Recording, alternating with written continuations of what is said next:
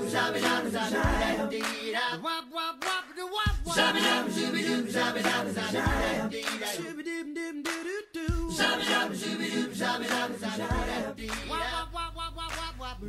บายดียินดีต้อนรับสู่องค์การใจบุญสกลเกษตรสันเฮียนภาษาอังกฤษฟรีทาง Facebook คอยชื่อ Nathan แต่เมื่อนี้พวกเขาจะเขียนฮอดกริยานี้เป็นสำคัญที่สุดในการว่าภาษาอังกฤษกริยานี้คือ to be verbs คอยได้เขียนในอดีตปัจจุบันและอนาคตบางทีเขาจะใช้ to be ฉะนั้นผมจะขอให้ทุกคนกด pause ในวิดีโอนี้และศึกษาเพราะว่าคุยจะบอกสอนหลายสิ่งหลายอย่างในวิดีโอนี้แต่คุยจะยกตัวอย่างหลายอย่างแต่ก่อนเจ้าจะเข้าใจตัวอย่างเหล่านั้นเจ้าต้องศึกษาสิ่งเหล่านี้เข้าใจ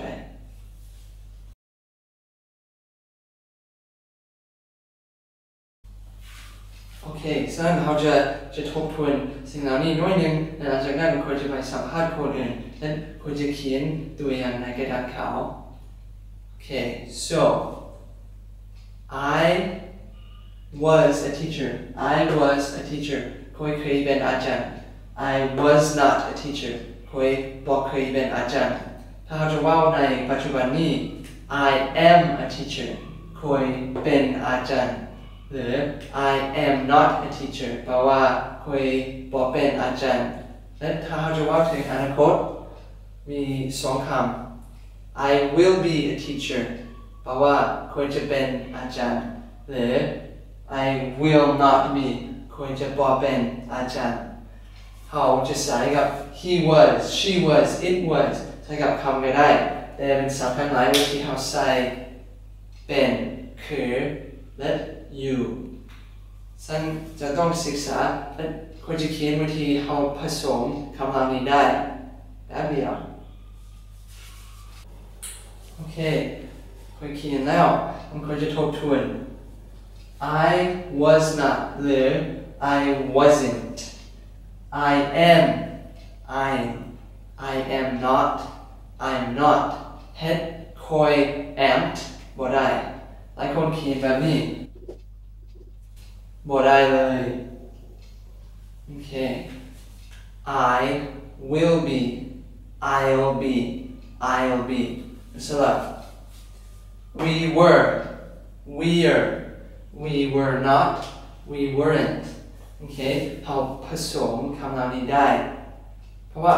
ฝรั่งในการว่าวอาจจะขี้ขันท่านบอกว่า I will not be goingจะเรียนถึง I'll not be going I will not be going ในการว่าฝรั่งจะว่าไวๆและจะผสมคำถ้าผสมได้สิ่งสุดท้ายในการใช้คำเหล่านี้ถ้าเราอยากถามคำถาม Will you be my friend เจ้าจะเป็นหมู่เพื่อนของคอยบ่เขาจะสลับsubject and the verb หมายถึง I am a teacher คอยเป็นอาจารย์ถ้าคอยอยากถามคำถามเขาจะสลับ Am I a teacher คอยเป็นอาจารย์บ่ Am I a teacher แบบนี้ Was I หมายถึง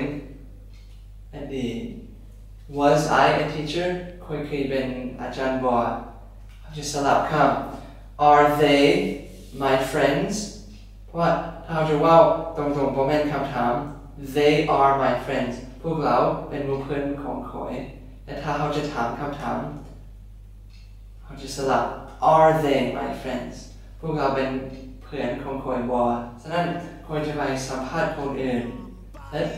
เห็นว่าพวกเราเข้าใจวิธีใช้ to be verbs เป็นหรือบ่โอเคตอนนี้เราอยู่ปัจจุบันเจ้าชื่อยังเพลงขอชื่อน้อยวาสนาอีกคำเสื่อน Okay, he's going to try to do our grammar.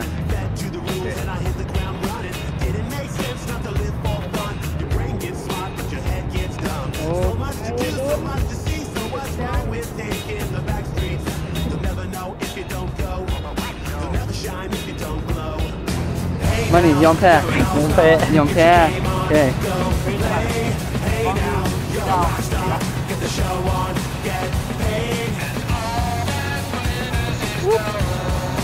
โอ้โอเคโอเคไม่เป็น เอาคีนไม่เป็น ก้าภา โอ ษา เค ก้า เจ้ายอมแพ้บ่ ยอมแพ้แล้ว อ๋อโอเคโชคดี โชคดี The ice we skate is getting pretty thin. The water's getting warm, so you might as well swim. My world's on fire, how about yours? That's the way I like it, and I'll never get bored.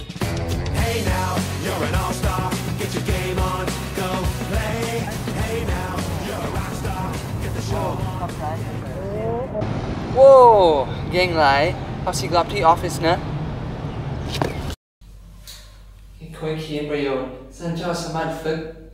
ฉะนั้นกด pause ในวิดีโอและเขียนคำตอบหลังจากนั้นคุณจะเขียนด้วย